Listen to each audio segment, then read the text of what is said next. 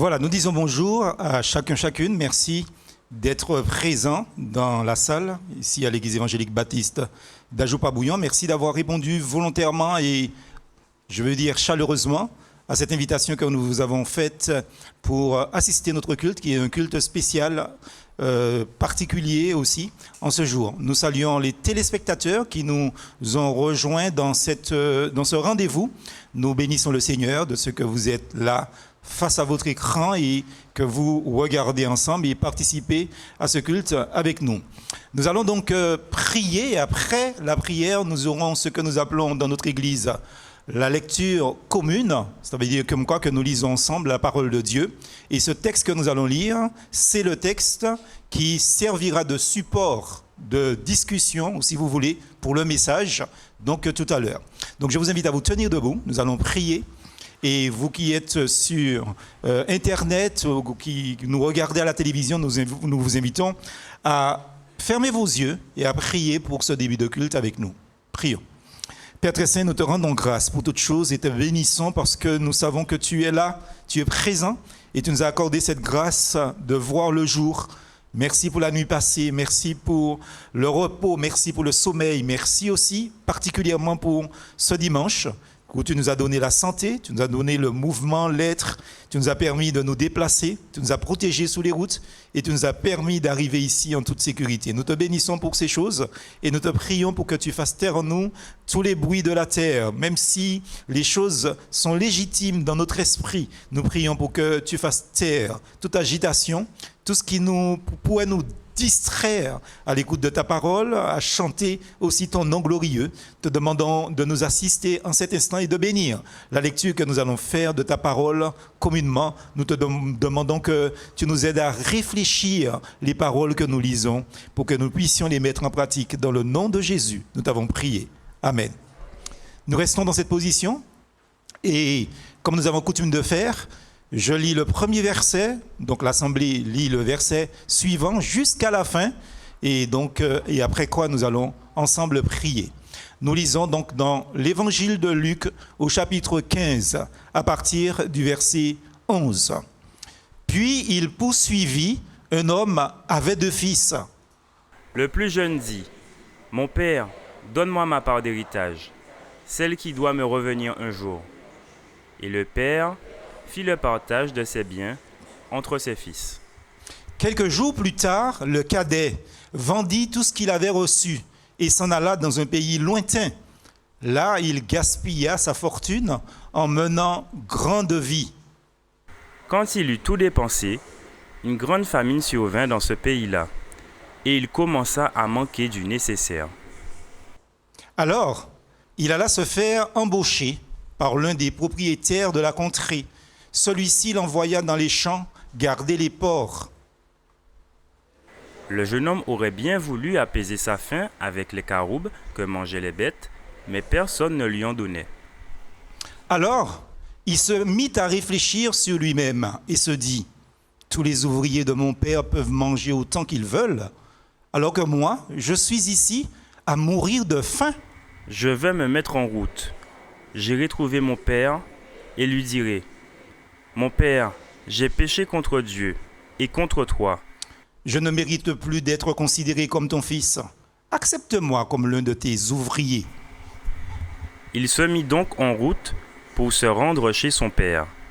Comme il se trouvait encore à une bonne distance de la maison, son père l'aperçut et fut pris d'une profonde pitié pour lui. Il courut à la rencontre de son fils, se jeta à son cou et l'embrassa longuement. Le fils lui dit, « Mon père, j'ai péché contre Dieu et contre toi. Je ne mérite plus d'être considéré comme ton fils. » Mais le père dit à ses serviteurs, « Allez vite chercher un habit, le meilleur que vous trouverez, et mettez-le lui. Passez-lui une bague au doigt et chaussez-le de sandales. Amenez le veau que nous avons engraissé et tuez-le. Nous allons faire un grand festin et nous réjouir. Car voici, mon fils était mort et il est revenu à la vie. Il était perdu et je l'ai retrouvé. » Et ils commencèrent à festoyer dans la joie. Pendant ce temps, le fils aîné travaillait au champ, car sur le chemin du retour, quand il arriva près de la maison, il entendit de la musique et des danses. Il appela un des serviteurs et lui demanda ce qui se passait. Le garçon lui répondit, « C'est ton frère qui est de retour. Ton père a tué le veau gras en son honneur, parce qu'il l'a retrouvé sain et sauf. » Alors le fils aîné se mit en colère et refusa de franchir le seuil de la maison. Son père sortit et l'invita à entrer. Mais lui répondit, « Cela fait tant et tant d'années que je suis à ton service, jamais je n'ai désobéi à tes ordres, et pas une seule fois tu ne m'as donné un chevreau pour festoyer avec mes amis. » Mais quand celui-là revient, ton fils, qui a mangé ta fortune avec des prostituées, pour lui, tu tues le veau gras. Mon enfant, lui dit le père, « Tu es constamment avec moi, et tous mes biens sont à toi. » Mais il fallait bien faire une fête et nous réjouir, puisque ton frère, que voici, était mort, et qu'il est revenu à la vie, puisqu'il était perdu, et voici, il est retrouvé. Est-ce qu'on peut dire amen à la parole de Dieu? Béni soit le Seigneur. Nous te bénissons, Père, ta parole écrite que tu nous as laissée en témoignage, en signe, pour que nous puissions nous instruire, mais aussi pour qu'elle soit l'élément principal pour le salut de notre âme. Nous voulons te bénir pour que tu nous aides à comprendre cette lecture, que tu es prêt à te déplacer en personne pour retrouver ton fils, ta fille perdue. Nous te demandons de bénir ta parole dans les cœurs aujourd'hui et de bénir tout ce qui se fera, tout ce qui se dira. Nous te présentons ce culte, te demandant ta bénédiction d'une manière particulière, comme chaque dimanche. Et nous voulons te prier que tu nous précèdes dans les chants, dans les prières, dans tout ce que nous allons faire pour ta gloire. Et nous te demandons de bénir les musiciens, les chantres. Nous prions pour que tu nous aides à passer ce moment dans une communion intense avec toi et que cette communion renouvelle notre foi en toi. Nous t'avons prié par Christ Jésus. Amen. Merci de vous asseoir dans l'attente que le groupe de louanges se mette en place. Et après quoi, donc, nous commencerons notre moment. Bonjour à tous. Nous sommes vraiment, mais vraiment dans la joie de nous retrouver dans la maison de l'Éternel. Et c'est ensemble que nous allons le louer et que nous allons le prier en ce matin. Amen. Alors, nous allons pour cela nous mettre debout.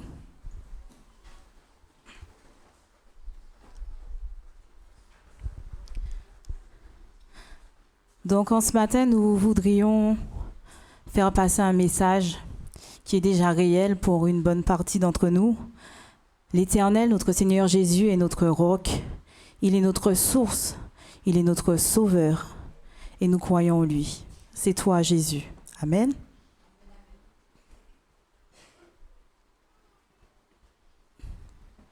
Nous savons que notre Dieu est celui qui a la capacité de nous enlever d'une situation et de nous en amener à une autre. N'est-ce pas? Nous croyons qu'il a le pouvoir de nous transformer, de venir vraiment agir dans nos vies afin de nous rendre meilleurs. Et nous travaillons à cela chaque jour.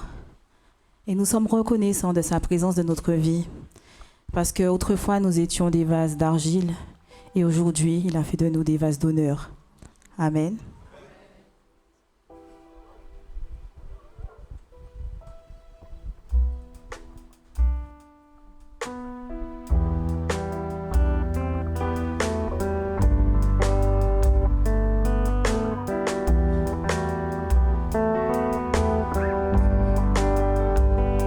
J'étais brisée, vide et sans espoir. Ta grâce m'a trouvée, m'a restaurée. Je n'ai rien à moi, mais tel que je suis, tu me libères, tu me libères. Grâce infinie de notre Dieu qui un jour m'a sauvé. Oh, oh, j'ai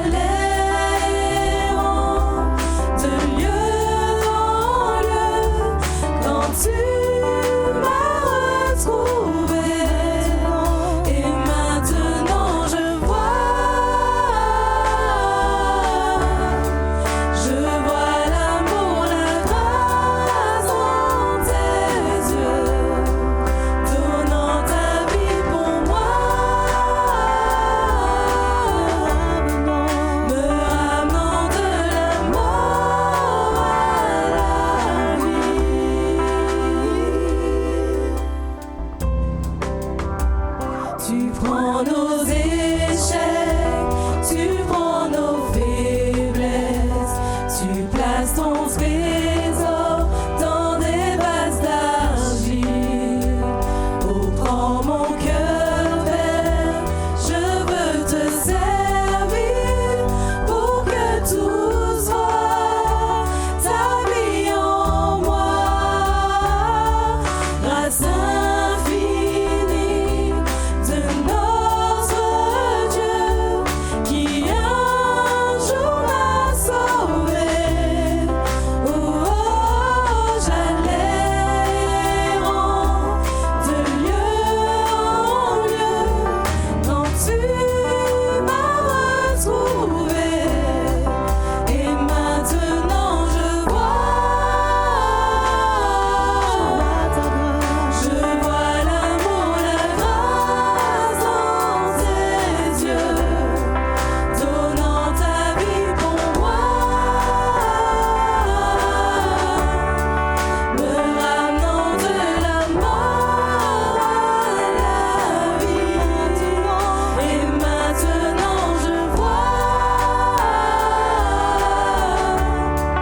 je vois l'amour, la grâce dans tes yeux, donnant ta vie pour moi,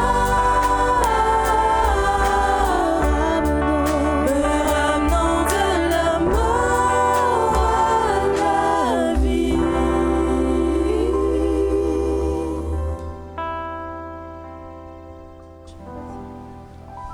Amen. La Bible dit que Jésus est la lumière de ce monde. Il est venu dans l'obscurité nous éclairer, nous apporter la vie éternelle. Il nous a ouvert les yeux et a touché notre cœur. Et c'est ce que nous voulons chanter au travers de ce chant, Lumière du monde.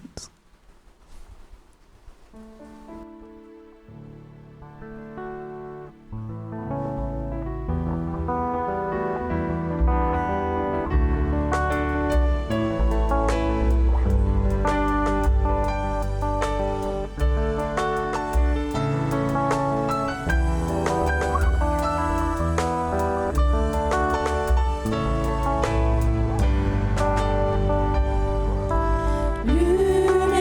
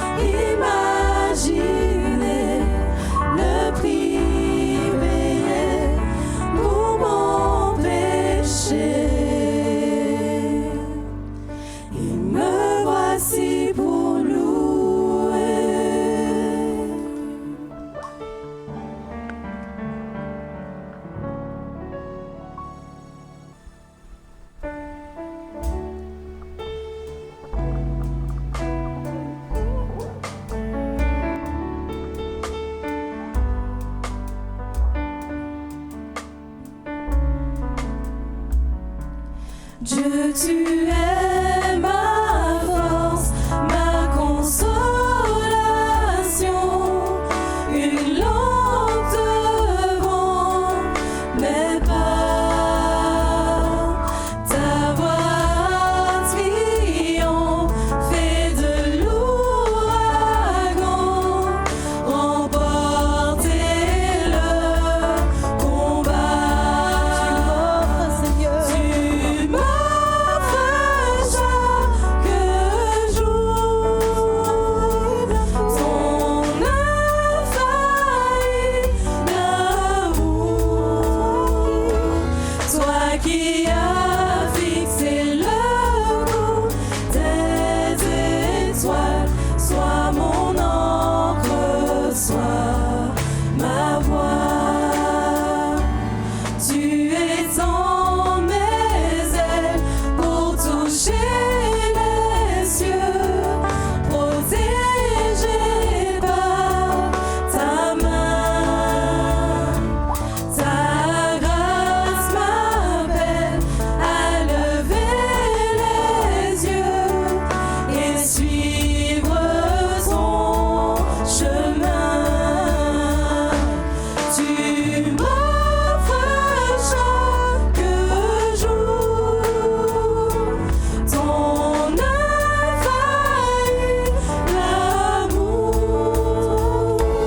Toi qui as fixé le coup des étoiles, sois mon encre, sois ma voix.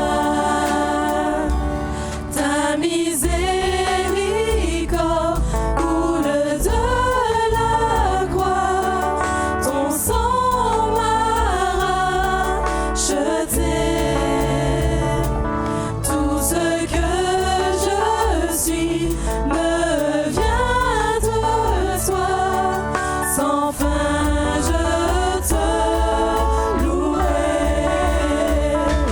Tu m'offres chaque jour ton infaillible amour. Toi qui as fixé le coup des étoiles, sois mon encre, sois ma voix. Tu m'offres chaque jour ton infaillible amour. Toi qui as fixé le coup des étoiles, sois mon encre, sois ma voix. Toi qui as fixé le coup des étoiles, sois mon encre, sois ma voix. Sois mon encre, sois ma voix. Sois mon encre, sois ma voix.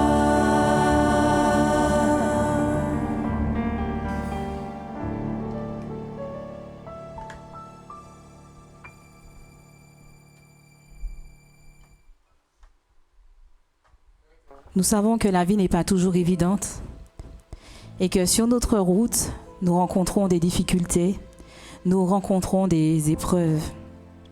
Parfois, nous sommes découragés, nous sommes au plus bas et nous ne savons que faire. Mais en Jésus-Christ, nous avons une espérance. Nous savons qu'il est là à nos côtés. En toute situation, il est là pour nous relever. Il est là pour nous guider, pour nous soutenir, pour nous consoler. Il peut être là à chaque minute, à chaque seconde. Même lorsque nous lâchons sa main, il est là pour nous rattraper. Amen. Aucune situation n'est trop grande pour lui. Aucun fardeau n'est trop lourd pour lui. Aucun passé n'est trop embarrassant pour lui. Il nous aime tous et il veut notre bien. Nous voulons que ces paroles puissent vraiment résonner dans vos cœurs, car l'Éternel, c'est un Dieu d'amour et il veut nous faire avancer. Il veut nous montrer que tout n'est pas sombre et qu'avec lui, il y a une autre vie. Amen.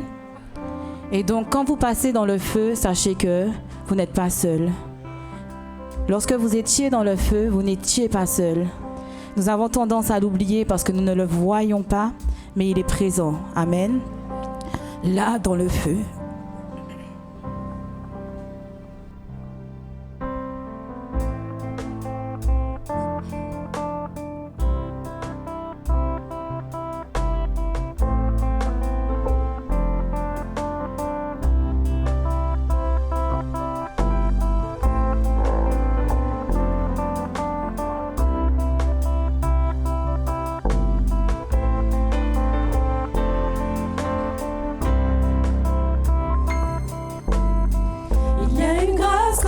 Traverse le feu. Une autre voix quand tout sombre autour de moi. Et quand je pense à la différence entre qui j'étais et qui je deviens, je sais que je ne serai jamais seul. Il était avec moi dans le feu, là à mes côtés. Il était présent dans la tempête, apaisant les mers. Et s'il m'arrive un jour d'oublier le prix payé pour moi, il y a la croix qui porte à le poids d'un sauveur mort à ma place. Il est avec moi dans le feu. Oh, il est avec moi dans le feu.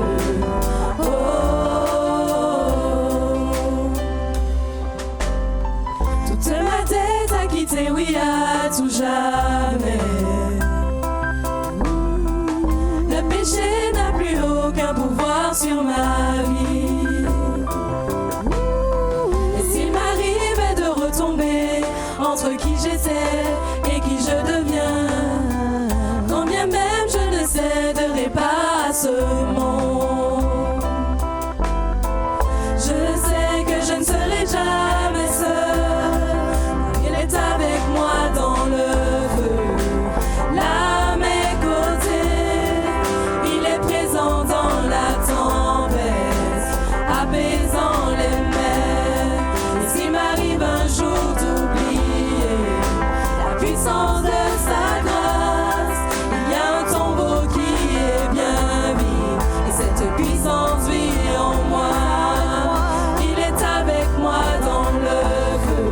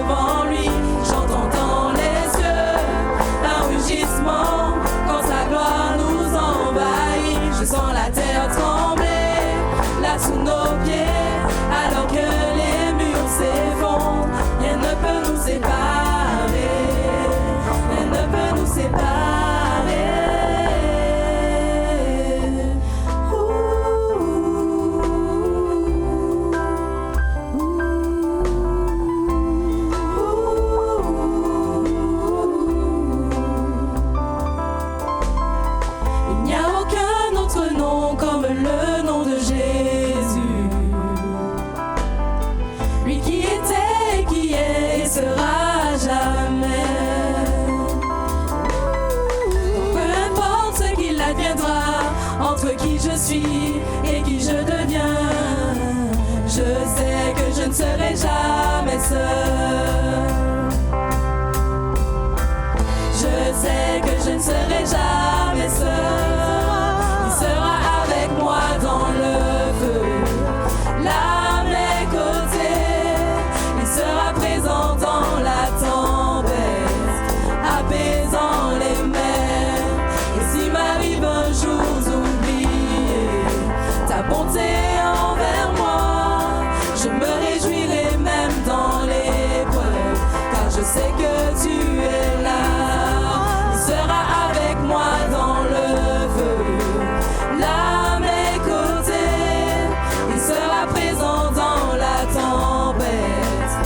apaisant les mers.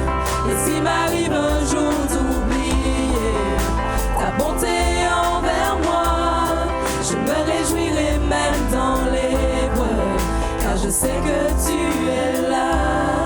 Je me réjouirai même dans l'épreuve, car je sais que tu es là. Je me réjouirai même dans l'épreuve, car je sais que tu es là.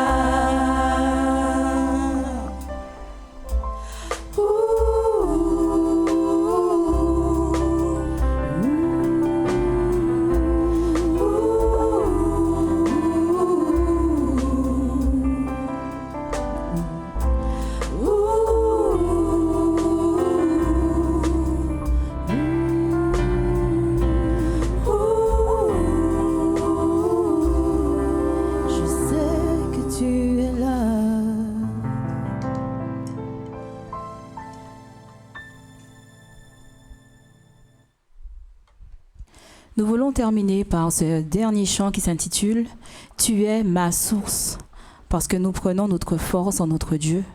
C'est aussi notre Créateur. Amen. Nous avons dit qu'il est toujours présent à nos côtés et toujours là pour nous guider, toujours là pour nous soutenir. Mais pour avoir son secours, nous avons aussi un effort à fournir, n'est-ce pas? Nous devons nous diriger à ses pieds, mettre les genoux au sol et se confier à l'Éternel. Lui dire tout ce que nous avons sur le cœur, tout ce que nous ressentons. Dans notre communion avec lui, il n'est pas passif. Même si nous ne voyons pas la promesse s'accomplir, elle est certaine et elle arrivera. Amen. Même si nous ne voyons pas encore la réponse, elle arrive. Ce n'est pas encore le temps, ce n'est pas le moment. Ou simplement demandons-lui de nous apprendre à écouter sa voix. En tout cas, il n'est pas là à ne rien faire. C'est un Dieu actif. C'est un Dieu vivant. Amen. Nous voulons vous inviter à toujours vous diriger vers les pieds de votre Seigneur. Amen. Le prier encore et encore. Amen.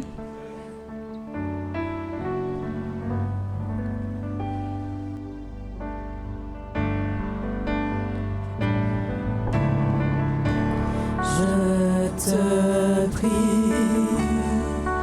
et tu entends ma voix.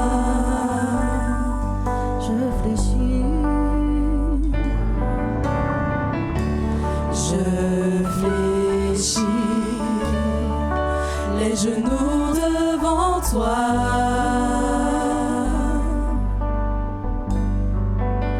J'ai besoin que tu traces un nouveau chemin. Tant besoin que tu sois mon puits.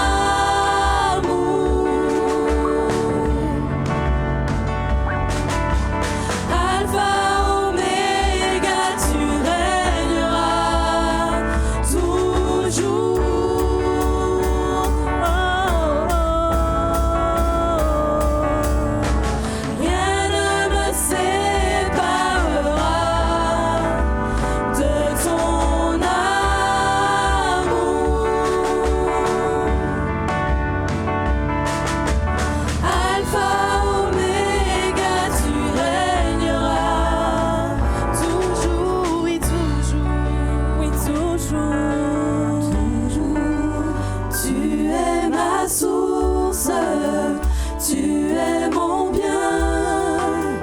Quand je me perds, tu prends ma main, tu me relèves de la poussière dans le désert.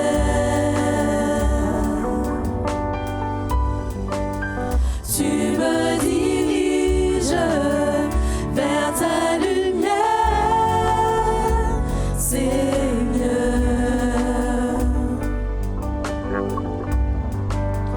Tu es mon Père, tu restes Dieu dans mon désert.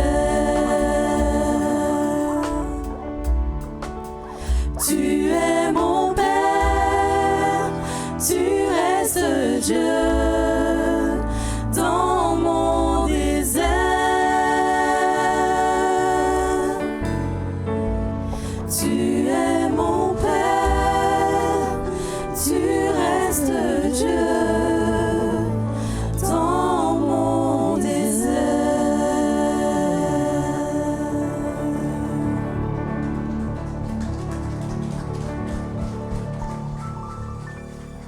Amen. Toute la gloire revient à notre Dieu. C'est lui qui mérite. Amen. Voilà, nous disons merci à nos chers bien-aimés, nos sœurs, nos frères, les musiciens donc, pour ce bon moment de louange, d'adoration à notre Dieu. Nous voulons lui donner toute la gloire et c'est comme cela que cela se passe au milieu de nous chaque dimanche matin. Nous voulons élever notre Dieu et lui donner toute la gloire qui lui est due parce qu'il le mérite. Est-ce qu'on peut dire amen à cela? Alors nous allons sans plus tarder, pas selon nos habitudes, mais en particulier, parce que le culte l'est, donc nous plonger dans la parole de Dieu. Nous n'allons pas faire la lecture de tout le texte que nous avons déjà fait ce matin, puisque nous avions lu dans la lecture commune Luc chapitre 15, versets 11 à 32, où nous parlerons dans ce thème que nous voulons voir avec vous. Nous voulons vous inviter à cheminer avec nous, cheminons dans la parabole des deux fils. J'ai renommé cette parabole parce qu'on a pour principe, vous allez lire dans toutes les Bibles, dans les écrits et même des fois dans des choses aussi que j'ai écrites, aussi où on va parler de la parabole du fils prodigue. Et quand on étudie continuellement la parole de Dieu, on se rapproche de la réalité des textes, des Écritures. Et nous constatons que dans ce texte, il n'est pas question seulement d'un fils, le fils prodigue, c'est-à-dire celui qui est parti et qui a dissipé, qui a dépensé tous les biens de son père. Il est question de deux fils. Donc, dans la parabole dit du fils prodigue, retenons déjà une petite leçon, c'est qu'il y a deux fils. Et c'est extraordinaire parce que nous disons, dans notre langue matiniché, nous disons comme quoi que au café ish, mais on pas qu'à faire l'esprit ish. C'est-à-dire comme quoi que tout ish que vous fait, tous les enfants que vous ferez, ils seront tous différents dans leur concept, dans leur fonctionnement, dans leur caractère. Ils ne seront pas pareils. Et c'est ce que nous avons compris dans ce texte qui se trouve dans Luc chapitre 15, versets 11 à 32. Alors, effectivement, ils sont si différents qu'on constate que le cadet, il semble être un jeune homme dévoyé. C'est-à-dire, il n'a pas été éduqué à la va-nu-pied. Il a reçu une éducation et tous les parents qui le sont comprendront ce que je dis. Vous donnez une éducation à votre enfant, mais il part à l'école, il descend du bas de l'immeuble. Il va aller donc au pied de l'immeuble. Il va descendre dans le jardin d'enfants. Il va aller, je ne sais pas, dans le quartier. Et qu'est-ce qui va se passer? Toute l'éducation que vous avez donnée à votre enfant, elle peut être influencée par les enfants du quartier ou d'autres enfants et changer. Si ce sont des enfants polis, ça va affiner l'éducation que vous lui avez donnée. Mais si ce sont des enfants qui ont été éduqués d'une certaine manière, eh bien, vous avez le risque de voir l'éducation de votre enfant se transformer complètement. Et en parallèle, avec ce fils cadet, il y a l'aîné, le fils aîné, le premier, donc, qui paraît être un jeune homme rangé, un jeune homme docile, un jeune homme bien, quoi, comme on dit, hein, donc, dans notre langage. Mais dans le fond, quand on analyse, et c'est ce que je vous invite à faire tout à l'heure, quand on analyse les Écritures, le texte qui nous incombe, nous constatons qu'aucun des deux enfants, des deux jeunes gens, ne vaut mieux que l'autre. L'un et l'autre sont de ce que dit l'apôtre Paul dans Éphésiens chapitre 2, au verset 2, ils sont des enfants de la désobéissance. Ils sont des fils de la désobéissance. C'est-à-dire comme quoi qu'ils sont des hommes rebelles à Dieu. Et il nous faut comprendre, chers frères et sœurs et amis visiteurs, que tous les hommes sont ainsi devant Dieu. Nous sommes tous des enfants, des hommes, des femmes rebelles à Dieu de naissance. Et concernant ces deux jeunes gens, la fin de l'histoire révèle que la différence entre eux est l'inverse de ce que l'on pourrait penser au début. Rappelez-vous ce que je vous ai dit dans cette introduction. Le premier le cadet, semble être un jeune gens dévoyé. Et le deuxième, un jeune gens rangé, tranquille, docile. Je voudrais voir avec vous, verset par verset, cette histoire pour pouvoir nous aider, tout simplement, à nous remettre en cause dans notre vie de tous les jours, dans notre existence, pour savoir de quel côté nous sommes, si nous sommes comme le cadet ou si nous sommes comme l'aîné, ou bien si nous sommes comme les deux, ou si nous sommes nulle part, ce qui est impossible. Alors dans le verset 12, la partie A, premièrement, on constate comme quoi que le jeune homme dit à son père, « Mon père, donne-moi ma part d'héritage, celle qui doit me revenir. » Ce qui est à moi.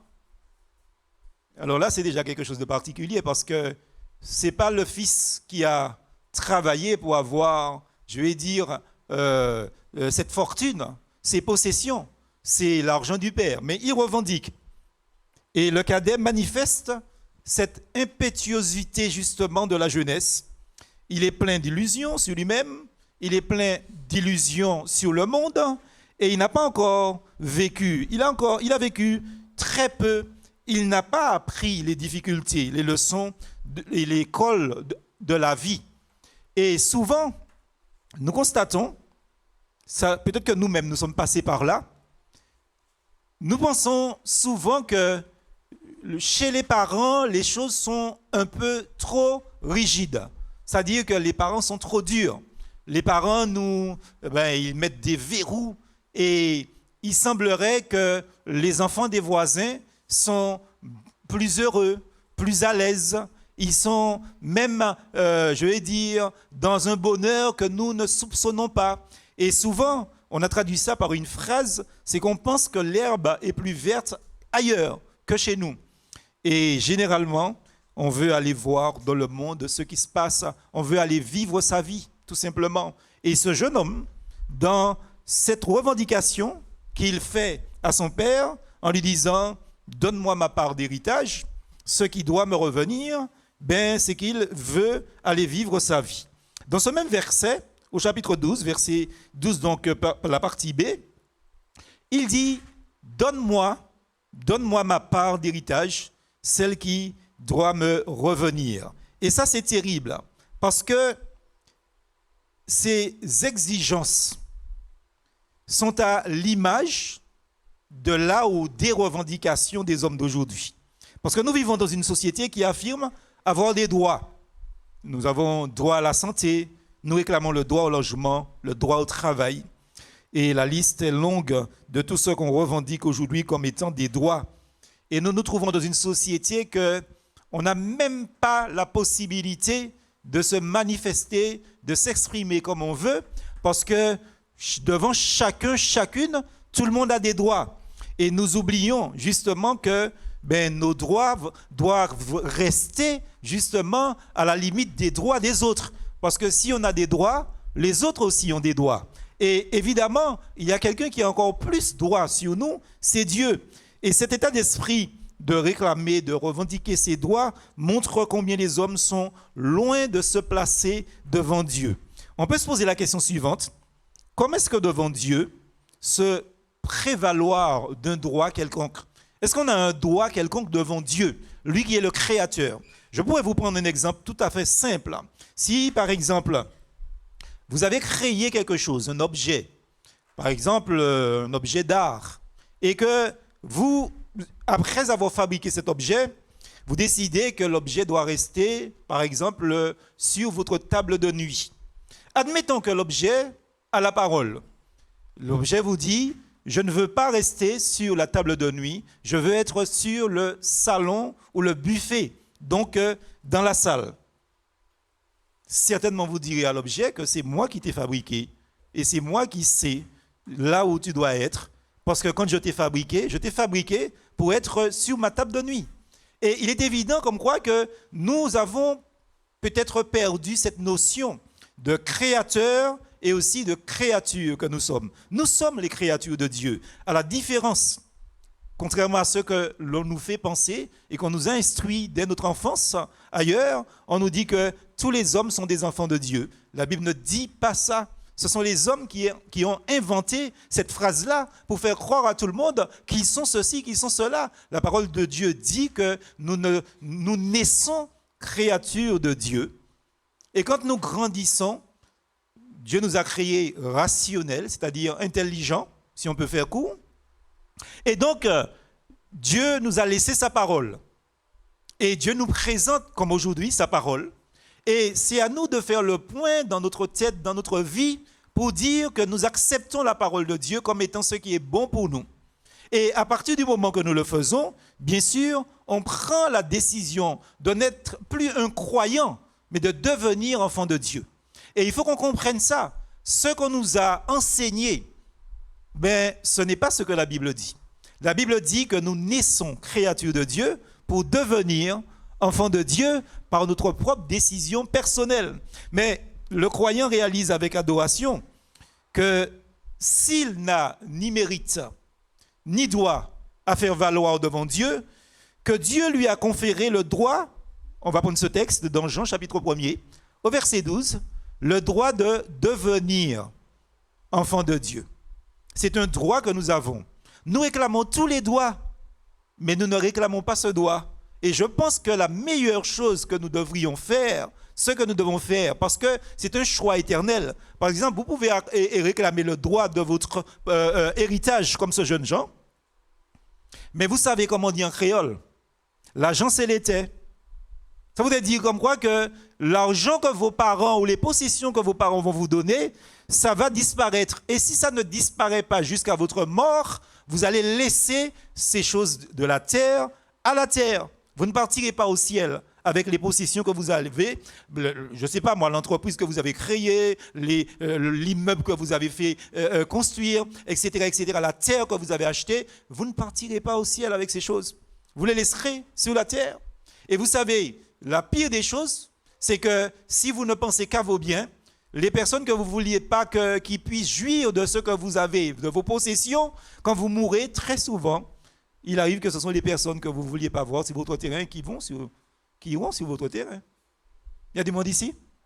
Vous comprenez ça, frères et sœurs? Donc c'est important pour nous de bien comprendre que nous avons beaucoup de droits, mais l'un des droits que Dieu nous a donné, c'est le droit de devenir enfant de Dieu. Troisième chose, dans la partie C du même verset, il nous est dit comme quoi que qu'est-ce que ce fils va faire? Eh bien, il va partager ses biens. C'est le père va faire. Il va partager les biens, son bien, entre ses deux fils. Et ça, c'est important. Cette nuance-là. Le père partage ses biens pour les deux fils. Et généralement, j'ai entendu beaucoup de messages, j'ai lu énormément d'ouvrages aussi sur cet épisode d'enseignement de la vie de Jésus-Christ.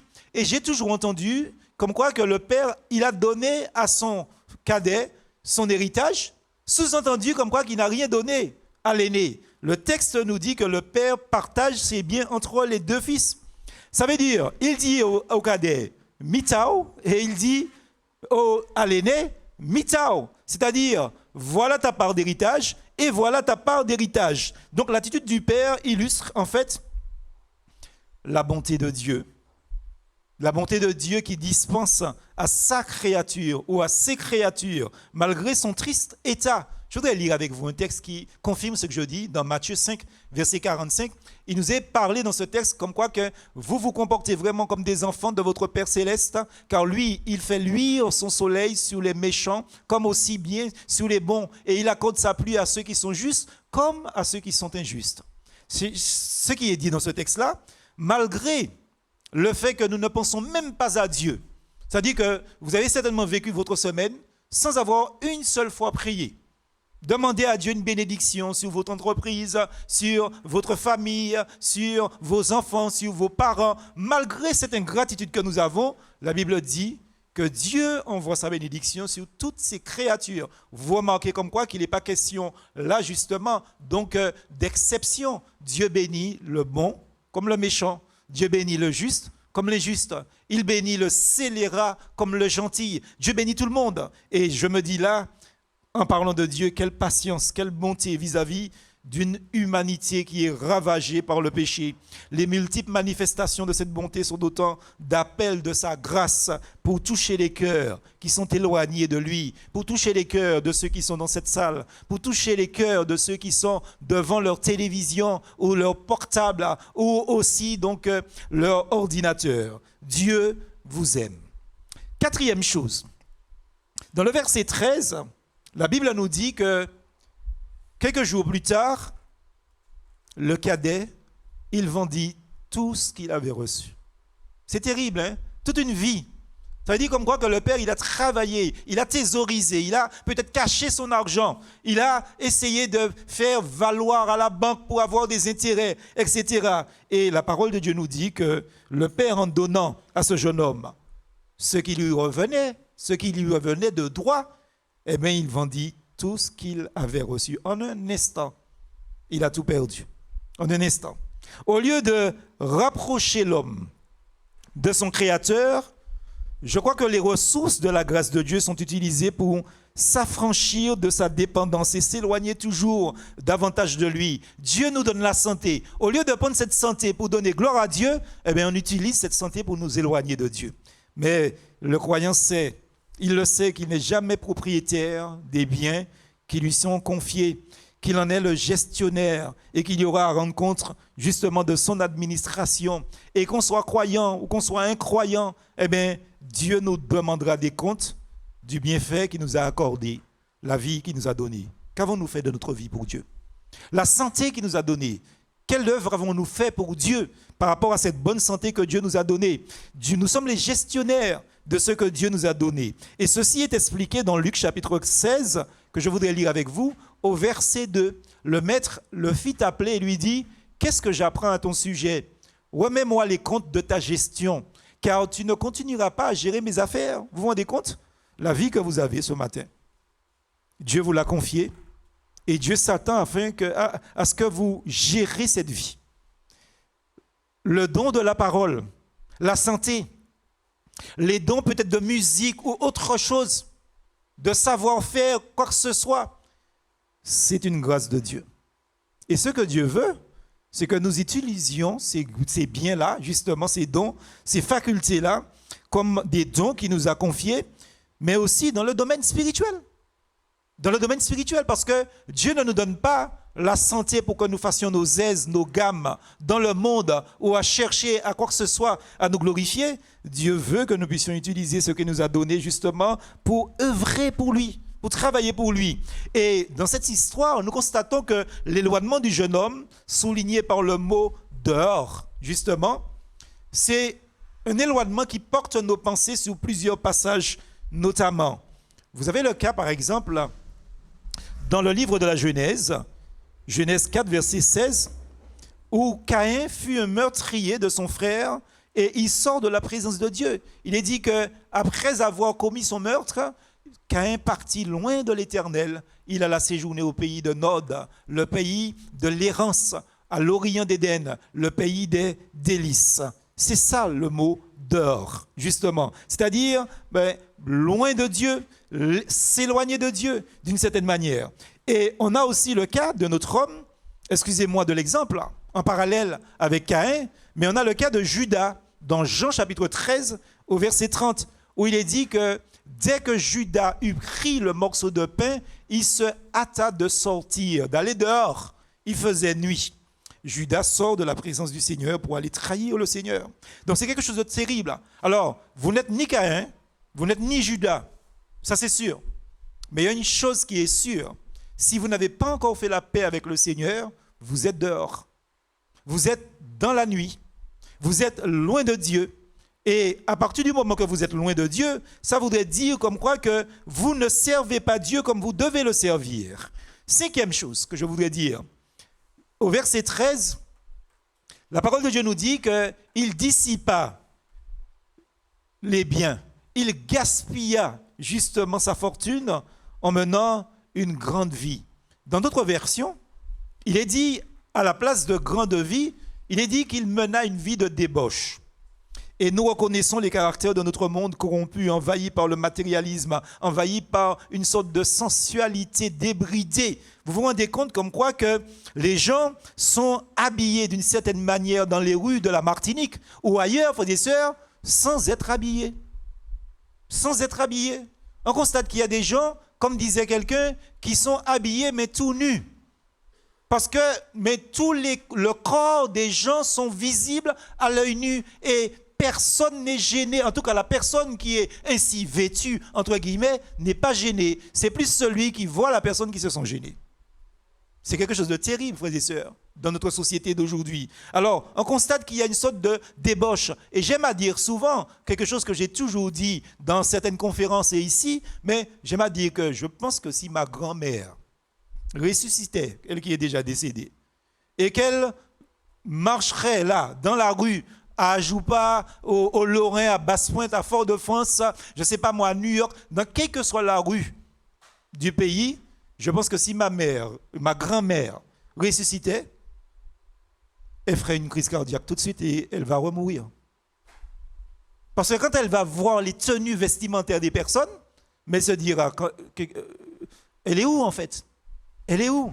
Nous sommes dans une situation que nous dénonçons et nous disons aux personnes, le corps que Dieu vous a donné, Dieu vous l'a donné pour la protéger. Et non seulement pour la protéger, mais pour que vous puissiez le servir au travers de votre corps. Vous savez, j'ai lu une histoire assez édifiante d'un père qui voit sa fille partir avec un jean qu'il lui avait acheté, un jean neuf. La fille, elle a découpé le jean jusqu'ici, n'est-ce pas? Jusqu'ici.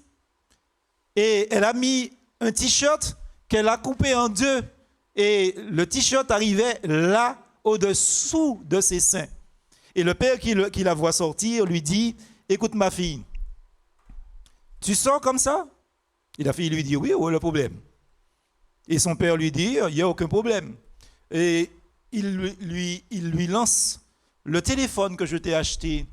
Je peux le voir? Et la fille lui montre le téléphone. Alors c'est téléphone dernier cri, presque à 2000 €. Je ne dirai pas de nom ici. Et le père constate que la fille, elle a acheté une coque pour le téléphone. Elle a acheté une vitre pour pouvoir protéger la vitre, pour pas que la vitre du téléphone se casse. Et le père regarde le téléphone, il lui dit, mais ce n'est pas ce téléphone que j'ai acheté pour toi.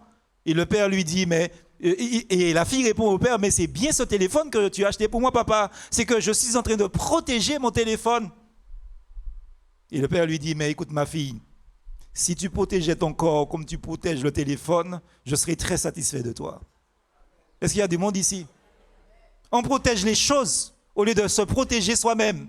Le corps que Dieu vous a donné, justement, c'est pour le protéger et servir Dieu au travers de ce corps. Je voudrais voir un autre point avec vous, verset par verset, comme je l'ai dit. Sixièmement, au verset 14, après qu'il eut tout dépensé, justement, il est dit comme quoi qu'il y a eu une grande famine qui est survenue dans le pays, pas dans la ville, dans le pays où il était, justement.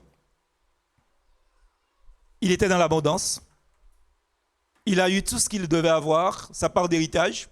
Et quand il a eu, il a dépensé tout de suite ce qu'il avait. Mais le problème, c'est que le pays tombe dans une crise financière, dans une sorte de déchéance, justement, où les magasins sont vides. Et il épuise, justement, ce que la bonté de son Père lui avait confié. Comme nous aussi, chers amis, nous pouvons épuiser les ressources naturelles que Dieu nous a données, justement, que Dieu nous a confiées pour le servir. Et vous savez que les périodes de disette et les catastrophes naturelles amènent souvent les hommes à accuser Dieu, auquel ils ont tourné le dos, justement, alors que ce n'est pas Dieu qui est responsable, justement, de la pollution. Ce n'est pas Dieu qui est responsable, justement, de la famine dans le monde. Quand vous regardez le nombre d'argent qu'on dépense pour la guerre en Ukraine, frères et sœurs, et la faim qui existe en parallèle dans certains pays du tiers-monde, on se dit que si on avait pris cet argent pour pouvoir justement, pour pouvoir donner à manger à ces personnes, eh bien, il n'y aurait pas eu de faim, de famine dans le monde. Donc, ce n'est pas la faute de Dieu. Vous savez comme quoi qu'elles sont souvent permises, toutes ces choses, pour parler aux consciences, pour parler au cœur. Et le problème, c'est que, au lieu de nous interroger sur le malheur qui sévit dans le monde, au lieu de nous interroger sur la disette spirituelle et morale dans ce monde et dans notre vie, et même dans notre pays, en Martinique, eh bien, nous accusons Dieu. Ne passons jamais à la légère sur les épreuves que Dieu nous envoie. Soyons exercés par les épreuves. Au lieu d'accuser Dieu, interrogeons-nous justement sur le pourquoi de nos malheurs. Parce que certainement, si Dieu permet le malheur dans notre vie, c'est pour nous interroger sur le sens de notre existence sur la terre. Septième chose, la parole de Dieu nous dit au verset 14 qu'il commença à manquer du nécessaire. Alors, si négative que puisse paraître la situation de ce jeune Jean, elle est pourtant le premier point positif, justement, du triste chemin suivi par ce jeune homme.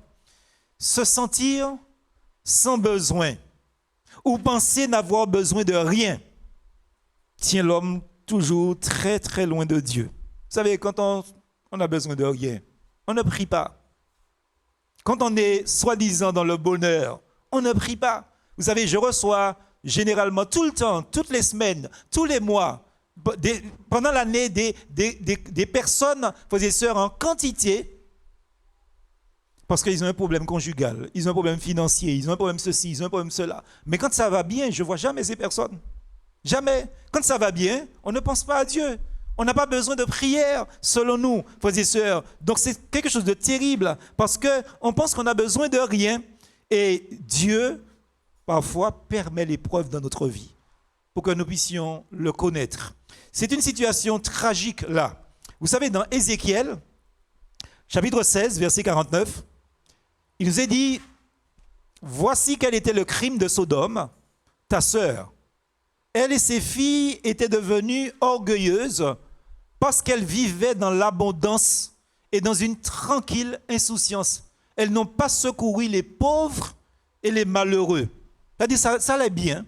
Donc, ils n'ont pas pensé à Dieu. Et c'est ce qui se passe. Quand on se sent sans besoin, on pense n'avoir besoin de rien, justement, on ne se soucie pas des autres. Orgueil, abondance et pain, nourriture, donc nous fait tomber dans l'insouciance. C'est aussi quelque chose qui peut même être celle des personnes portant le nom de chrétiens, justement, comme à la Odyssée. Vous savez, je voudrais vous faire lire dans Apocalypse 3, verset 17, ce très beau texte.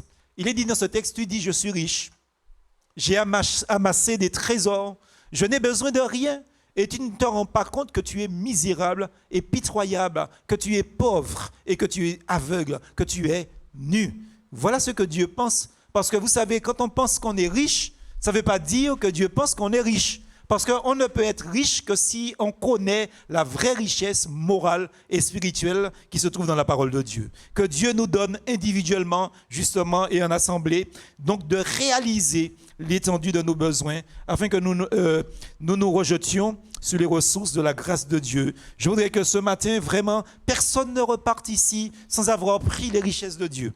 Parce que vous irez prendre les richesses du monde, comme pour ce fils cadet, vont disparaître.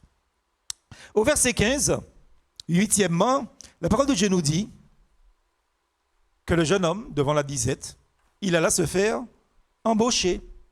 Il est passé dans certainement une agence pour l'emploi, je ne sais pas, et il y a eu un propriétaire, justement, de la contrée qui l'a embauché. Et la parole de Dieu nous dit quel travail que ce jeune homme a trouvé pour faire. Il l'envoya dans les champs garder des cochons. Un jeune homme riche, qui était un héritier d'une fortune. Son travail, c'est d'aller travailler avec les porcs, d'aller veiller, surveiller, soigner. Il va prendre soin des cochons. Et ce qui est terrible dans ce pays-là, vous savez, on recherche des solutions. Et quand il est dit qu'il alla se faire embaucher par l'un des propriétaires, je vois là une notion spirituelle de la chose. C'est-à-dire que dans ces pays-là, c'est-à-dire loin de Dieu, on recherche toujours des solutions, pas auprès de Dieu, mais auprès des hommes.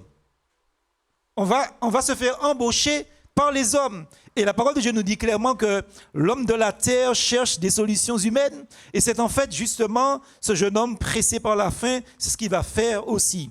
Dieu ne nous envoie jamais, frères et sœurs, une épreuve pour tester nos capacités et nous tirer d'affaire.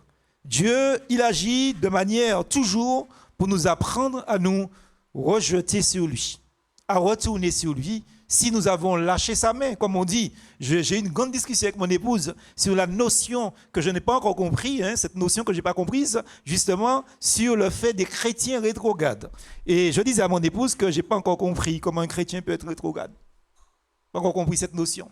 Alors bon, admettons que ça existe vraiment. Si vous avez rétrogradé, parce que vous savez rétrograder, vous savez c'est faire quoi? C'est faire marche arrière. En quelque part, c'est retourner derrière. Et il est évident comme quoi que dans le sens de chrétien rétrograde, ça veut dire qu'on retourne là où on est. Mais quand je lis la parole de Dieu dit qu'une personne qui s'est dite enfant de Dieu et qui laisse la main de Dieu selon les mots, selon le discours des humains, si cette personne fait ça, eh bien, il est retourné dans du vomi. C'est ce qu'il dit. La tuile est retournée à ce qu'elle a vomi. Et là, cet homme, il retournait justement, il est là dans des parcs de cochons. C'est là qu'il travaille. Quand vous travaillez quelque part, vous êtes là dans ce que vous travaillez. Et il est évident comme quoi que ce qui se passe là pour ce jeune Jean, c'est une sorte de dégringolade. Véritablement, il est sorti de haut pour arriver tout en bas. Et la parole de Dieu nous dit comme quoi que bien que cet homme était issu d'une famille privilégiée, voilà ce fils qui est au plus bas de sa dégringolade. Il en est réduit à non pas seulement donner à manger aux cochons, mais comme lui-même, il n'a pas d'argent, donc il n'a pas de ressources, il n'a pas de nourriture. Certainement, ce jeune homme, il devait se disputer avec les cochons pour les manger de cochons. C'est ce qui est dit dans la parole de Dieu. C'est terrible, c'est terrible. Il en est réduit à se disputer la nourriture avec les porcs qu'il garde. 10e chose, au verset 16. Pourquoi il était comme ça? Le jeune homme aurait pu bien voulu apaiser sa faim avec les caroubes que mangeaient les bêtes, mais personne ne lui donnait rien du tout. Personne ne lui donnait rien du tout à manger. Vous savez, je ne vais jamais oublier plusieurs situations. Vous savez que je fais des visites dans les hôpitaux, ma visite pastorale. Chaque semaine, je vais dans les hôpitaux, je visite des personnes et jamais je vais oublier ce jeune Jean que je ne connais pas, que je ne connaissais pas plutôt, avec lequel j'ai pu prier parce qu'il m'a demandé de prier avec lui. Et pendant que je lui parlais, il s'est mis à pleurer, mais en sanglots, un jeune homme qui avait presque une trentaine d'années. Vous savez, parce que vous pensez comme quoi que parce que vous êtes jeune, que vous aurez le temps de vous convertir. Faites attention, je vous dis, je peux vous raconter des tas d'histoires de jeunes gens avec lesquels j'ai parlé, des personnes qui lisent mes écrits ou qui écoutent mes audios ou qui regardent justement les vidéos sur Internet et puis qui m'ont dit, pasteur, je suis encore jeune et qui le lendemain matin sont morts ou dans l'année sont morts avant de se donner au Seigneur. La jeunesse est passagère. Ne l'oubliez jamais. Mais ce jeune Jean que j'ai rencontré dans cet hôpital, quand je l'ai vu pleurer, je lui ai dit, mais pourquoi est-ce que tu pleures? Et il m'a dit, c'est terrible, pasteur, je peux te dire que tu es la première personne qui vient me visiter. Moi, je lui ai dit, mais où sont tes amis, où sont tes parents? Et il me raconte que, bon, il est fils unique, il est riche, et tous les vendredis soirs, il faisait la fête chez lui. Et il me disait, j'avais plus de 50 personnes tous les vendredis soirs chez moi qui buvaient, qui mangeaient, parce que j'achète à boire et à manger. Et je donne à tous mes amis. Alors je lui ai dit, où sont tes amis? Si tu as plus de 50 personnes qui viennent chaque vendredi soir, où sont tes amis? Et c'est là qu'il me dit, qu'il continue à pleurer encore plus fort, et il me dit, vous n'êtes pas mon ami, je vous ne connais pas, et c'est vous qui venez me visiter. Qu'est-ce qui se passe pour ce jeune homme-là? Dans ce verset 16, il n'a plus personne. Tous les gens qui mangeaient son argent, qui ont mangé son argent, ces gens ne lui ont rien donné. Peut-être que vous êtes dans cette situation, vous pensez que vous avez beaucoup d'amis. Peut-être que vous êtes sur Internet, vous êtes sur Facebook, sur TikTok, enfin, j'ai pas ça. Vous êtes sur Instagram, vous êtes sur ceci et cela. Et vous avez peut-être 1000, 2000, 3000, 4000, 5000 amis. Mais le jour de votre enterrement, vous serez seul dans le cercueil. Et il n'y aura que vos parents qui seront autour du cercueil. Vos amis ne seront pas là. Comme pour ce jeune Jean, quand il avait besoin de ses soi-disant amis, personne ne lui donnait rien. Personne ne lui donnait rien. Malgré ses prétentions à répondre à tout. Le monde laisse le cœur désabusé de ce jeune Jean. Le monde le laisse vider, justement. On a pris tout ce qu'il avait, toute son énergie. Et les gens que vous pensez qui vous aiment, qui sont autour de vous, ils sont en train de vous presser, de prendre toute votre énergie physique, mentale, spirituelle et votre argent. Et le jour que vous aurez besoin d'eux, ils ne seront pas là. Mais le jour que vous aurez besoin de Dieu, Dieu sera toujours là pour vous. Vous savez que les aspirations profondes du cœur de l'homme sont bien au-delà de ce que le monde propose. Ce que le monde semble vous donner comme bonheur est un bonheur passager. Dans le verset 17, 11e, la parole de Dieu nous dit que, heureusement que ce jeune homme était un jeune homme sage. Parce qu'il a une éducation, vous savez. Il a reçu une certaine éducation. La parole de Dieu nous dit qu'il se mit à réfléchir sur lui-même. Je vous ai dit au départ que Dieu nous a créé des êtres rationnels. C'est-à-dire que nous sommes intelligents, nous pouvons réfléchir. Et je vous invite à réfléchir sur votre vie parce que tous les amis que vous avez là ne sont pas vos amis forcément. Vous entendez ce que je vous dis? Tous les amis, et même tous les collègues que vous avez dans l'entreprise ne sont pas forcément vos amis, vous savez. Vous voulez que je vous donne un exemple? Attendez que vous soyez à la retraite et vous verrez combien de collègues vous appellent chaque semaine. Hein? Vous saurez combien de collègues vous appellent. Je vous dis, tous les gens que vous pensez qui sont vos amis ne sont pas forcément vos amis. Et ce jeune homme, il était intelligent, comme tout être que Dieu a créé. Nous sommes des êtres, nous avons été créés intelligents. Voilà maintenant, donc Dieu fait un travail intérieur en lui. Souvenez-vous de ce que je vous disais par rapport aux épreuves. Dieu ne permet pas seules les épreuves pour nous enfoncer, mais pour parler à notre cœur. Et là, ce jeune homme se laisse justement malayer par le Seigneur. Il est l'heureux et fait donc des circonstances extérieures douloureuses, d'une certaine manière, un travail intérieur. Et quand un incroyant vient à Dieu, la repentance, c'est un passage obligé. Et lorsque un croyant s'est éloigné, s'est refroidi, il est nécessaire qu'il fasse un retour en lui-même dans l'humiliation et la confession. Et ce jeune homme va rentrer en lui. Il va s'interroger. 12e, verset 17, il va se dire, mais tous les ouvriers de mon père peuvent manger, pas quand ils veulent, mais autant qu'ils veulent. Vous savez, il y a une différence entre tant qu'ils veulent et autant qu'ils veulent. Ça veut dire qu'à chaque moment qu'ils doivent manger, ils peuvent manger jusqu'à ce que leur ventre éclate. Et certainement, nous allons parler matiniché là, certainement, chaque fois que les ouvriers mangeaient chez son père, chez sa mère, on ne parle pas de sa mère, mais j'imagine qu'il avait une mère aussi, chaque fois que ces ouvriers mangeaient chez ses parents, boudin était presque pété. Il était ni gros boudin. Alors que le ventre de ce jeune Jean, certainement, la peau commençait certainement à toucher derrière son dos. Les ouvriers pouvaient manger autant qu'ils voulaient. Et il rentre en lui-même, justement. Et il a là maintenant, vous savez, c'est bien.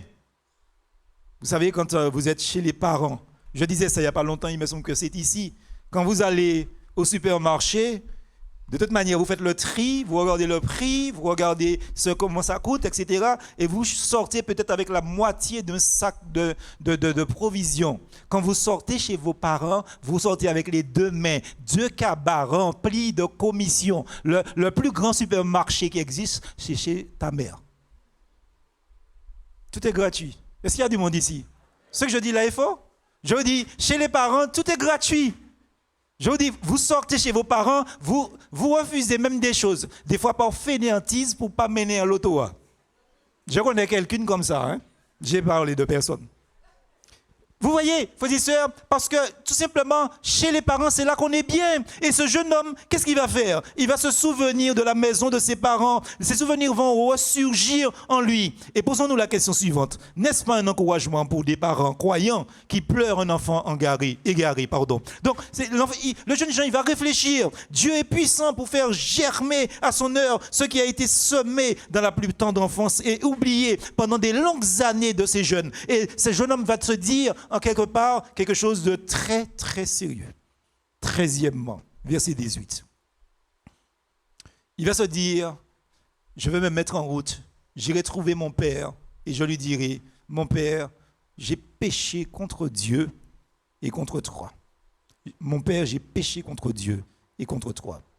Si grave que soient ses manquements à l'égard de son père, le fils qui était perdu réalise que son péché est premièrement contre son père. Donc contre Dieu. Vous qui êtes nés et qui n'avez jamais pensé à Dieu, votre péché est contre Dieu. Et le travail de l'Esprit Saint de Dieu dans une conscience amène toujours l'âme à se placer devant Dieu et de parler avec Dieu. C'est le sens de notre message aujourd'hui pour vous. Il lui dit, j'ai péché. Vous savez que dans l'Écriture, ou les Écritures, plusieurs ont prononcé ces mots. Il y a un homme, Pharaon a prononcé ces mots. Balaam a prononcé ces mots. Un autre homme qui s'appelait Akan a prononcé ces mots. Saül, David, Shimni, justement, Job, Judas, tous ces hommes ont dit « j'ai péché ». Et dans beaucoup de cas, ce n'était que des paroles légères. Parce que je disais cette semaine ici qu'il y a une différence entre la repentance et les remords. Si vous avez des remords, la Bible dit que les remords emmènent à la mort. Tandis que la repentance donne un fruit éternel. Ce n'est pas la même chose. Et je voudrais vraiment que vous puissiez prendre conscience que ce à quoi Dieu vous appelle là, ce n'est pas d'avoir des remords, d'avoir mal fait. Ce n'est même pas avoir des remords, d'avoir tué quelqu'un par exemple. Non, ce que Dieu nous demande, c'est de nous repentir de ce que nous sommes. Parce que ce que Dieu nous reproche, ce n'est pas ce que nous avons fait, mais c'est ce que nous sommes, pécheurs. Amen. Parce qu'il n'y a personne ici qui soit meilleur que personne, frères et sœurs. Si vous allez dans une église et que vous entendez dire que dans cette église, il n'y a que des gens purs, sortez en courant de cette église. Parce que, frères et sœurs, les églises sont remplies de personnes imparfaites. Et Jésus-Christ dit, il n'est pas venu chercher des bien portants, mais des gens malades. Et la maladie, là, c'est le péché originel. C'est justement cette nature d'homme pécheur que nous avons. Et Dieu veut que nous puissions prendre conscience de notre état et lui dire, mon Dieu, j'ai péché. Je suis un pécheur. Au verset 20, 14e, il se mit donc en route pour se rendre chez son père. Parce qu'il ne s'agit pas simplement de se dire, ben voilà, j'ai péché. Il faut faire demi-tour. Il faut retourner. Et vous savez, on dit souvent, dans notre langue martiniquaise, grand homme pas 40. Si vous avez mal fait, n'ayez pas honte de retourner. Parce que vous savez, quand on se repent, on n'a jamais honte. Parce qu'on ne se repent pas aux hommes, on se repent face à Dieu. C'est ce qui est le plus important. La parole de Dieu nous dit comme quoi qu'il se mit en route pour se rendre chez son Père.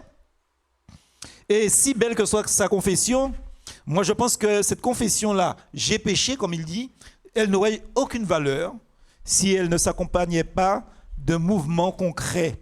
Le fait d'aller vers le Père, justement. Et la réalité de son repentir est confirmée par la rupture effective avec sa vie de péché et par son retour auprès du Père. Je voudrais lire avec vous dans Proverbes chapitre 2, ce verset 13. Très, très beau verset. De ceux qui abandonnent le droit chemin pour s'engager dans des sentiers obscurs. Quand on abandonne ces sentiers obscurs, ces mauvais chemins, on prend un autre chemin. On prend un autre chemin, c'est le chemin de Dieu. Verset 20, toujours, mais 15e, la parole de Dieu nous dit, mais comme il se trouvait encore à une bonne distance de la maison de son père l'aperçut et il fut pris d'une profonde pitié pour son fils. Il courut à la rencontre de son fils, il se jeta à son cou et il l'embrassa longuement, il lui fit des câlins. À l'image de l'amour de notre Père céleste, notre Dieu. L'amour divin ne dépend pas de l'état de l'homme. Si on est sali par le péché, Dieu va quand même nous embrasser. Il va quand même nous accueillir. Dieu a aimé les êtres perdus sans attendre d'eux une quelconque amélioration. On ne vient pas à Dieu en se changeant. Vous savez, j'ai longtemps entendu des personnes me dire ça après des messages d'évangélisation, après des conférences dans le monde entier. J'ai entendu des gens me dire, mais pasteur, tout ce que vous avez dit, c'est vrai, mais je ne suis pas encore prêt. J'ai un travail à faire sur moi. Et vous savez ce que je réponds? Si c'est vous qui faites un travail sur vous, vous irez tout droit en enfer. Mais si vous venez tel que vous êtes à Dieu, c'est Dieu qui transformera votre cœur, votre vie, votre langue, votre attitude, votre personne et vous serez sauvés. Laissez Dieu vous sauver. N'essayez pas de vous sauver. Justement, parce que tous ceux qui ont essayé de se sauver sont en enfer. Parce que l'homme ne peut pas se sauver tout seul. Il faut être clair sur ça. Alors, là, il nous dit justement au verset 21, 16e, le jeune homme lui dit, je ne mérite pas d'être considéré comme ton fils. Je ne mérite pas d'être considéré. Il le dit même, je ne mérite plus d'être considéré comme ton fils. Vous savez, plus nous réalisons notre indignité, plus nous laisserons le champ libre à la grâce de Dieu. Aucun de nous ne méritons le salut éternel que Dieu nous a donné. Et il ne faut jamais s'en vanter, parce que nous n'avons rien fait pour l'avoir. C'est Christ qui a tout accompli. Et on peut dire amen à ça. Et le Père qui va voir l'humilité de cet enfant, comme j'espère que le Père verra votre humilité, justement, en vous décidant pour lui, au verset 22, le Père va dire, allez vite chercher un habit, le meilleur que vous trouverez, et mettez-le lui. Ce que Dieu fait là, justement, ce que le Père fait, c'est qu'il va mettre de côté les vêtements qu'Adam et Ève avaient confectionnés eux-mêmes et nous a habillés, justement. Dieu les avait revêtus d'un vêtement qui avait nécessité un sacrifice. Si vous lisez dans Genèse chapitre 3, je voudrais vraiment lire cela avec vous. Verset 7 déjà, aussitôt les yeux de tous deux s'ouvrirent et ils se rendirent compte qu'ils étaient nus. Alors ils se firent des vêtements, des pagnes, en cousant ensemble des feuilles de figuier. Et au verset 21, il nous est dit, l'Éternel Dieu dit, fit à Adam et à sa femme des vêtements de peau pour les habiller. Vous voyez la différence? Ils ont essayé de couvrir leur péché. Et le péché là n'était pas le fait qu'ils étaient nus. Le péché, c'est que vraiment ils étaient dans une situation de désobéissance. La communion était, suspendue avec Dieu. Ils ont essayé de se présenter devant Dieu. Je dis non, c'est pas comme ça que ça se passe. Pour que vous puissiez vous présenter à moi, il faut la mort. Il faut mourir. Il faut la mort de quelqu'un. Et effectivement, ça c'est le premier sacrifice que Dieu va faire. Parce que pour pouvoir, comprenez bien que si Dieu va vêtir Adam et Ève de peau d'animaux, c'est parce que Dieu a dû tuer un animal. Donc le sang est tombé, et la parole de Dieu nous dit que sans effusion de sang, il n'y a pas de pardon. Il n'y a pas de pardon. Et nous savons que le sang de Jésus-Christ a coulé. Le Père revêt son Fils de la plus belle robe dans l'histoire. Elle était déjà dans la maison, certainement, et elle est apportée dehors, justement. Ayant pleinement accepté l'œuvre de Christ à la croix, Dieu l'a ressuscité. Dieu l'a fait asseoir à sa droite. Et la justice dont il revêt chaque croyant, justement, vient de la maison où Christ est entré pour avoir obtenu la rédemption éternelle. Et c'est Christ qui nous revêt par son sang précieux. C'est ça notre robe qui nous permet de nous présenter devant Dieu. Au verset 22, le Père dit, passez-lui une bague au doigt. Passez-lui une bague au doigt. Vous savez que cet anneau, c'est le gage d'une réception entière et définitive. Et cela nous fait penser à l'anneau, justement, que le serviteur d'Abraham avait donné à Rebecca. Je voudrais lire avec vous dans Genèse 24, au verset 22. Il est dit dans ce beau texte que le serviteur de Dieu fit quelque chose de particulier. Quand les chameaux eurent fini de boire, il prit un anneau d'or d'environ 600 grammes, ainsi que 2 bracelets d'or, pesant chacun plus de 100 grammes, qu'il passa au doigt de la jeune fille. Il y a un engagement qui est fait. Et ces anneaux-là sont des signes d'engagement. Et Dieu voudrait que vous vous engagiez. Dieu ne va pas vous donner un anneau ni des bracelets. Mais cet anneau-là sera comme un symbole du Saint-Esprit dans votre cœur. Et ce matin, Dieu voudrait que vous acceptiez sa paix, sa vie éternelle. Mais le Père, il ne se contente pas de la robe, il ne se contente pas de l'anneau. Il va dire, justement, au verset 22, 19e, chaussez-le de sandales. Et les sandales parlent de la marche. Jusqu'alors, le Père ne pouvait approuver la marche de son Fils. Et désormais, il en sera autrement. Quand on vient à Dieu, notre marche doit changer. Ce n'est pas notre manière de marcher, je dis. Notre marche doit changer. Évidemment, ainsi notre marche sur la terre devrait toujours être la conséquence pratique de l'immense amour dont Dieu nous a aimés. Et tout le monde doit voir que nous marchons selon Dieu. Selon qu'il est dit dans Éphésiens 4, au verset 17, il est dit, voici donc ce que je dis, ce que je vous déclare au nom du Seigneur, vous ne devez plus vivre comme les païens qui suivent leurs pensées vides de sens. Ça veut dire que vous ne devez plus marcher comme les personnes qui ne connaissent pas Dieu. Au verset 23, Dieu dit, vous voyez, Dieu ne fait pas les choses à la légère. Dieu dit, amenez le veau que nous avons engraissé et tuons-le. Nous allons faire un grand festin, nous allons nous réjouir. Donc la fête qui suit parle de communion, de joie. C'est bien cette communion que le croyant est invité avec Dieu et avec les frères et sœurs, justement, dans la foi. C'est cette communion que Dieu nous accorde de vivre chaque jour avec lui dans une heureuse proximité de lui. Il nous est dit au verset 25 et 26 que son fils est né, et là nous passons à un autre cap. Son fils est né, pendant que toutes ces choses se passaient, son fils aîné était au champ. À son retour, il entendit de la musique. Il vit des danses. Et il va demander, mais c'est quoi ça? Qu'est-ce qui se passe là? Voilà un fils qui n'a pas de communion avec son père, mais qui est dans la maison avec son père. Terrible, hein? Ça veut dire comme quoi qu'on peut être dans l'église, mais ne pas avoir de communion avec son Dieu. Il est dans la maison avec son père, mais il n'a pas de communion avec son père. Il ne participe en aucune manière à la joie qui accompagne le retour de son jeune frère. C'est ça l'homme naturel. L'homme naturel, il est complètement étranger à la grâce de Dieu. Il n'a pas la moindre idée de la joie qui accompagne la miséricorde, la joie qui accompagne le pardon. Et il nous est dit au verset 28, alors le fils aîné se mit en colère, il refusa de franchir le seuil de la maison de son père. Il refusa de rentrer. Vous savez, vous pouvez entendre ce message et être d'accord avec ce message, mais de refuser d'entrer dans la maison du Père aussi. La conduite de son frère avait peut-être nourri son orgueil, ça avait peut-être alimenté sa propre justice. Il pensait qu'il était peut-être le meilleur et que c'est lui seul qui avait des droits dans la maison de son père. Et maintenant, donc, ses prétentions l'empêchent d'entrer dans la maison, de connaître la douceur et la grâce de son Père. C'est comme quoi qu'on pense qu'on a besoin de personne, on n'a pas besoin de Dieu. Et souvent, les gens me disent souvent, mais on n'a pas besoin de religion. Et je suis d'accord avec les gens quand ils me disent ça.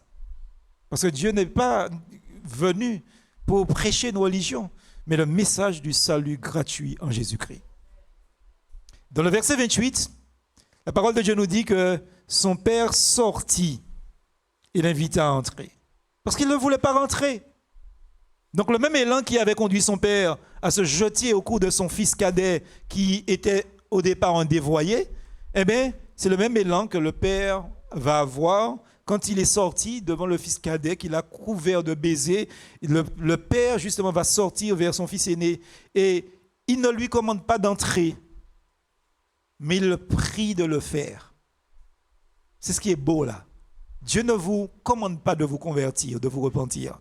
Dieu vous prie de vous convertir. C'est ce que dit l'apôtre Paul. Soyez réconciliés avec Dieu. N'est-ce pas? Il s'adresse en fait au cœur de son Fils, comme Dieu s'adresse à votre cœur en ce moment. Au verset 29, c'est terrible, hein? Il va répondre à son Père d'une certaine manière. Vous savez, selon les apparences, le fils aîné est bien meilleur que le second, selon les apparences, selon les normes, les critères du monde. Parce qu'il n'a pas quitté la maison de son père, il n'a pas dissipé les biens de son père et il n'a pas vécu dans la débauche. Donc si les gens du monde regardent, ils vont dire, mais ben voilà, c'est un très bon enfant. Pourtant, les paroles de ce jeune Jean révèlent le triste état de son cœur. Les paroles du fils aîné montrent qu'il est aussi éloigné moralement de son père que l'était son frère, le fils cadet, dans un pays lointain. C'est terrible, hein? Je ne sais pas si vous voyez l'image là. Vous êtes jamais senti des fois dans une foule et vous sentir tout seul? C'est exactement ça. Il est dans la maison, mais il est loin de son père. Comme le fils cadet qui était loin dans un pays donc étranger. Et ça, c'est quelque chose de terrible. Donc, il faut faire très attention. Ça montre aussi que son grand écart visible de conduite, son sens moral est encore pire que celui de son petit frère. Au verset 29, regardez ce que le jeune Jean dit à son père. Il dit à son père, « Cela fait tant et tant d'années que je suis à ton service. » Tant et tant d'années que je suis à ton service. Cette parole laisse entendre en fait que ces années à côté de son père ont été des années lourdes et pénibles. C'est terrible parce que en réalité, il ne s'est jamais senti dans la maison comme un fils et il ne s'est jamais comporté comme un fils. C'est aussi ce que laisse entendre justement le troisième serviteur de la parabole en Matthieu 25, verset 24. Je voudrais lire cela avec vous. Dans la parabole des talents, il est dit, celui qui n'avait reçu qu'un lingot vint à son tour et dit, Maître, je savais que tu es un homme dur, tu moissonnes là où tu n'as pas semé, là où tu n'as rien semé, tu récoltes où tu n'as pas répandu de semences. Ces paroles sont dures, en fait. Il dit à son père qu'il était un serviteur. Il se considérait comme un serviteur. Quelle différence avec ce qui nous est dit de notre Seigneur. Dans le psaume 40, au verset 8, Jésus, dans la maison de son Père, il dit justement, il parle de délices, de faire ce qui fait plaisir à son Père. Au psaume 40, verset 8, il passe de verset 9 aussi. Il parle de délices de faire ce que son Père lui disait de faire. Et dans Hébreux 12, verset 2, il est dit que c'était avec joie qu'il se plaçait devant le Père. Donc dans le verset 29, il dit quelque chose de terrible encore. Il dit, jamais je n'ai désobéi à tes ordres. Jamais je n'ai désobéi à tes ordres. C'est quelque chose de terrible. Parce qu'il a l'audace de dire cela au moment où lui-même il refuse de céder aux sollicitations de son Père qui le prie d'entrer. À la douceur de la grâce, il répond, hélas, par l'orgueil de la chair. Et nous y reconnaissons les prétentions des pharisiens à observer la loi et à en tirer gloire. L'attitude du fils aîné, justement, vis-à-vis de son père, ressemble à celle du pharisien à l'égard du publicain. Le pharisien disait, je donne la dîme de tous mes revenus, etc. Et le publicain disait, je n'ose pas lever les yeux vers toi. Verset 29, il continue, pas une seule fois tu m'as donné un chevreau pour festoyer avec mes amis. Terrible, terrible. Le verset 12 qu'on a lu ce matin affirme pourtant que le Père leur avait partagé son bien. Et il ose dire à la face de son Père que le Père ne lui a rien donné, même pas un chevreau, un petit mouton, enfin un michoui. Aïe, alors qu'il a ses biens, frères et sœurs. En fait, le Père avait traité ses deux enfants de la même manière. Mais la propre justice ne sait pas ce que c'est que la reconnaissance. Et la propre justice ne discerne pas, ne comprend pas la bonté de Dieu. Ce chevreau dont il parle, il l'aurait voulu pour faire un festin avec ses amis. En fait, il ne recherche même pas la joie et la communion avec son Père, mais avec ses amis. C'est terrible, hein? Les jeunes qui sont ici, de temps en temps, évitez vos parents au restaurant. Au lieu de tout faire avec vos amis, parce que quand vous serez mal, vous n'allez pas trouver vos parents, vous allez trouver vous n'allez pas trouver vos amis, vous allez trouver vos parents. Au verset 30, nous arrivons au bout. Quand celui-ci, dit-il, revient, ton fils. C'est fort là. Hein? Il ne dit pas, quand mon frère est revenu, hein, il dit ton fils. Vous savez, on a une manière de parler hein, dans notre pays, Mundala. Et quand quelqu'un vous parle comme ça en Martinique, ça veut tout dire. Tala. Et c'est un peu ce qu'il dit. Quand celui-ci, ton fils, qui a mangé ta fortune, et là, il fait comme les Martiniquais. Vous savez, on a tendance, quand on a entendu quelque chose, à rajouter ce qu'on a entendu. Dans le texte, il nous est dit qu'il a dépensé l'argent de n'importe quelle manière, comme un débauché. Mais on n'a pas donné de précision. Le fils cadet était dans un pays lointain. Et le fils aîné, là, devant son père, il va dire que le cadet a dépensé son argent avec des prostituées. Il va ajouter dessus. Qui lui a dit ça? En ce temps-là, il n'y avait pas WhatsApp.